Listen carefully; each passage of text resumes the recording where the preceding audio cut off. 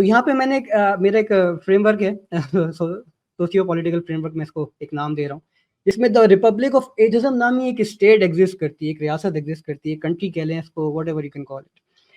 تو اس کے بعد جو 4 ہارس مین جو نیو ایتھزم کے مانے جانے شخصیات سمجھی جاتی ہیں، 4 ہارس مین، جس پہ آپ لیفٹ سے دیکھ سکتے ہیں رچرڈ ڈاکنز، ہچنس، ہیرس اور ڈینٹ. ان کو میں نے بنا دیا ہے ہیڈ آف اسٹیٹ، یعنی کہ کیونکہ ان کے نام پر وہ ریاست بنی ہے تو ظاہر سی بات ہے ان کا کچھ کریڈٹ تو جاتا ہے کہ یہ اس کو اون کریں. تو آپ دیکھیں رچرڈ ڈاکنز کو میں نے بنایا ہے ہیڈ آف اسٹیٹ، اس کو پریزیڈنٹ کہہ لیں، پرائم منسٹر کہہ لیں، ڈکٹیٹر کہہ لیں، جو اس کو اچھا لگے. اس کے بعد آتے ہیں کرسٹوفر ہچنس. کرسٹوفر ہچنس کو میں نے دیا ہے minister of defence, he is a minister of defence. اور اسی کے برابر میں سیم ہیرس، سیموئل بینجامن ہیرس، ان کو بنایا ہے چیف آف آرمی اسٹاف.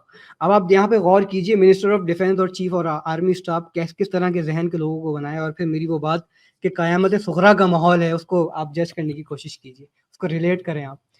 اور پھر ہم آتے ہیں ڈینیل ڈینٹ کی طرف، لاسٹ بٹ ناٹ لیسٹ. تو ان کو بھی کوئی پوزیشن دینی چاہیے، تو ان کو میں نے بنایا ہے ہیڈ آف جوڈیشری، جس کو ہم آسان زبان میں چیف جسٹس کہہ لیتے ہیں.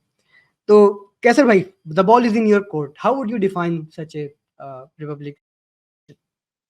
یہ تو ریپبلک اگر اس کی بنانی ہے تو یہ تو ایکسٹنکٹ ہو ہی گئی ہے، اب ختم ہو گیا معاملہ. یہ تو سارے پولیٹیشنز جو ہیں وہ نکل گئے ہیں. ڈاکنز نے دوبارہ سر اٹھایا ہے تھوڑا سا بڑے عرصے کے بعد، لیکن by and large he is done with it. Dennett philosophy کی طرف چلا گیا ہے. ہارس جو ہے he is gone back to neuroscience اور spirituality out of all things. Hitchens جو ہے وہ اس کے پاس چلا گیا ہے جس کو مانتا نہیں تھا. تو آئی مین یہ تو بیسکلی ڈن اینڈ. ہاں یہ بات ضرور ہے کہ ان کی جو لیگیسی ہے وہ بڑی خطرناک ہے، کیونکہ انہوں نے ایک ماڈل دیا 9/11 کے بعد، کہ اس سے پہلے بھی ان کے لوگ مذہب کے خلاف تو تھے ہی ویسٹ میں، بدتمیزی عام تھی، عیسیٰ علیہ السلام کا مذاق بنانا، یہ وہ، یعنی کہ اس کی ایکسٹینشن ہوئی کہ انہوں نے مسلمانوں کو بھی اس میں شامل کر لیا. اس سے پہلے عیسیٰ علیہ السلام کے حوالے سے تو وہ لگے ہوئے تھے فلموں میں، ان کا مذاق بنا رہے تھے اور کیا کر رہے تھے.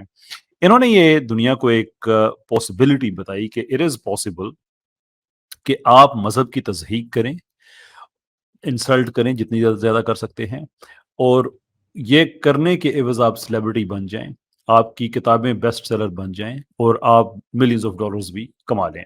It's possible. انہوں نے وہ کر کے دکھایا. انہوں نے موومنٹ لانچ کی برائٹس کے نام سے، تھوڑا سا وہ چلی، اس کے بعد کچھ عرصے کے بعد حالت یہ ہو گئی کہ آرگنائزرز تک بھی نہیں آئے. یعنی جو آرگنائز کرتے تھے وہ بڑے بڑے جلسے ہوتے تھے ان کے، اس میں فلمیں دکھائی جاتی تھی اور کیا کیا ہوتا تھا.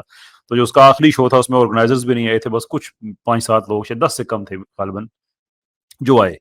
لیکن جب تک وہ موومنٹ چلی، جتنے سال، 2-4 سال جو بھی اس کی لائف تھی، اس کے اندر ہی ان کی بیسٹ سیلنگ کتابیں جو ہیں وہ بکی، بہت پیسے انہوں نے کمائے. پھر انہوں نے یہ دیکھا کہ اب لوگ آہستہ آہستہ تشدد پہ اتر آئے ہیں. انفیکٹ امریکہ میں 3 مسلمان بہن بھائی تھے، ان کا قتل بھی ایک آدمی نے کیا جو کہ ڈاکن سے بڑا انسپائرڈ تھا. تو at that stage they realise کہ شاید بات کوئی زیادہ ہو رہی ہے، تو یہ چلے گئے وہاں سے. لیکن لیگسیز کی ان کی اس لیے زیادہ خطرناک ہے کہ یہ تو سینٹر سٹیج سے غائب ہو گئے، لیکن یہ جو ماڈل دنیا کو انہوں نے دیا، اس کے لیے سوشل میڈیا اویلیبل تھا کہ کسی کو مین اسٹریم میڈیا میں ایکسس کی ضرورت نہیں ہے. آپ بنائیں چینلز، آپ جی بھر کے بکواس کریں، گالیاں دیں، آپ مشہور ہو جائیں گے. حتیٰ کہ جو پاکستان اور انڈیا کے جو لبرلز ہیں وہ بھی تو انہیں کی کاپی کرنے کی کوشش کر رہے ہیں. تو ان 4 کی جگہ پہ 4000 کھڑے ہو گئے کہ بھائی پیسہ بھی ملے گا، تم سیلیبریٹی بھی بن جاؤ گے، جی بھر کے بکواس بھی کر سکتے ہو تم، نہ تمہیں عقل کی بات کرنے کی ضرورت ہے نہ ریشنلٹی. کہ ان 4 میں سے کوئی بھی انٹلیکچوئل نہیں ہے.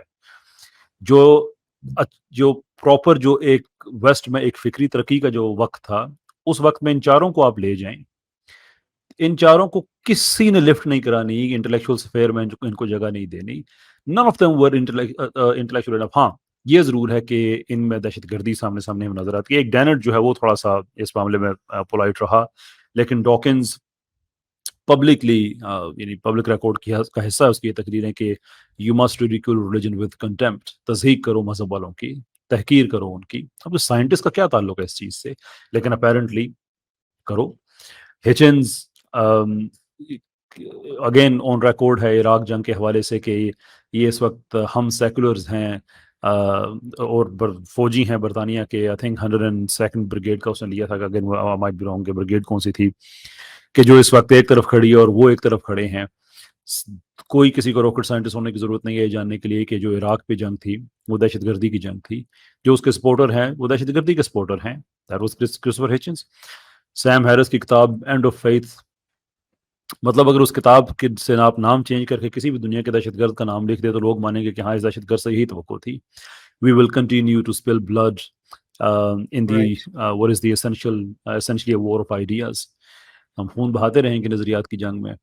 اور some propositions are so dangerous that it's justified. It might be justified to even killing people for just believing in them.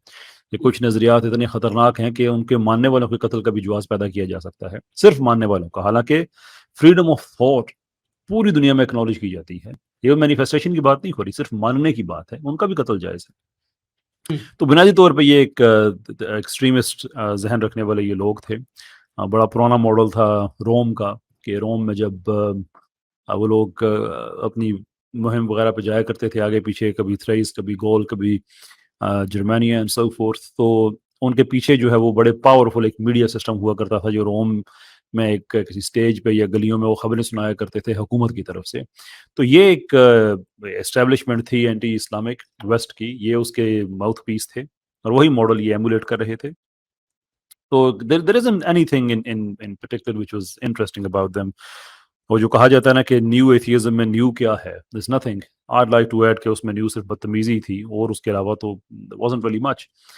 تو یہ تو بنیادی طور پہ کوئی ایسی کوئی آپ اگر کہنا کہ یہ ریپبلک ان کی وہ تو ختم ہو گئی ہے، لیکن ان کی لیگسی جو ہے جو چھوٹی چھوٹی ریپبلکس بن گئی ہیں وہ بہت سی بن گئی ہیں، اور ہمارے بھی جو ہیں کاپی نہیں وہ کرتے ہیں more or less. There isn't anything. I mean, to me اگر ایک آدمی کو آپ اس کی جو جاب ہے اس کے حوالے سے نہیں کسی اور حوالے سے جانتے ہیں اور صرف اسی حوالے سے جانتے ہیں تو there is a problem, right. Dawkins ایک سائنسدان ہے لیکن اس کی سائنٹیفک کنٹریبیوشن کیا ہے بڑا ڈھونڈنا پڑتا ہے. یعنی یہ کہنے کا مطلب یہ ہے کہ ایک انجینئر ہو اور اس کی وجہ شہرت یہ ہو کہ اس نے کیک بڑا اچھا بنایا ہے، یا ایک سائنٹسٹ ہو جس کی شہرت یہ ہو کہ اس نے گوڈ ڈیلوژن لکھی ہوئی ہے، that has nothing to do with science. تو دیر از اے پرابلم. ان سب کے ساتھ یہی مسئلہ رہا مور اور لیس. اس کے علاوہ جو ایتھیسٹ ہمارے پاکستان میں انڈیا میں جو ایک طبقہ پایا جاتا ہے، اس میں ایک نئی شفٹ دیکھی گئی ہے البتہ، کہ یہ وہ لوگ ہیں جو ایتھیزم کی اب خود ساختہ ڈیفینیشنز لے کر آتے ہیں. میری اسٹریمز ابھی آتے ہیں، وہ کہتے ہیں نہیں آپ کیوں کہتے ہیں کہ میں فلاں ڈیفینیشن کو مانوں. What kind of nonsense is that? Because it exists. ایک آدمی آپ کے پاس آتا ہے وہ کہتا ہے میں مسلمان ہوں لیکن میں 2 اللہ کو مانتا ہوں، تو آگے کہ نہیں یار اسلام میں 1 اللہ کو مانا جاتا ہے، تو آگے سے کہیے یار تو آپ کیوں انسسٹ کرتے ہیں کہ میں اس بات کو مانوں گا، مجھ سے بات کیوں نہیں کرتے ہو؟ Again that's nonsense. تو یہ بیسیکلی ایک انٹلیکچوئل ڈکلائن جو ہے وہ شروع سے نظر آ رہا تھا، وہ تھوڑا سا زیادہ ہو گیا ہے. Apart from that, so far as their philosophy is concerned, there isn't anything. میں ان کو مذاق میں چانسسٹ کہتا ہوں and I say that the right reasons.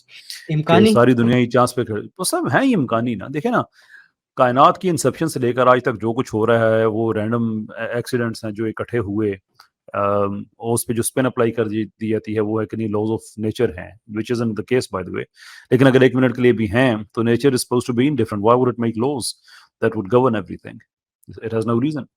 تو فلسافیکلی تو یہ کہیں نہیں جا سکتے، اور شاید یہی وجہ ہے کہ ان لوگوں نے جو سٹرکچر بنایا ہے گفتگو کا وہ یہی بنایا ہے کہ آپ تک بات آئے ہی نہ، آپ ہمیشہ کوشش کریں دوسروں پہ اٹیک کرنے کی، کیونکہ جب آپ کو خود کو جواب دینا پڑتا ہے تو مسئلہ وہ بنتا ہے. ابھی مفتی صاحب حوالہ دے رہے تھے حارث سلطان کے ساتھ ڈبیٹ کا.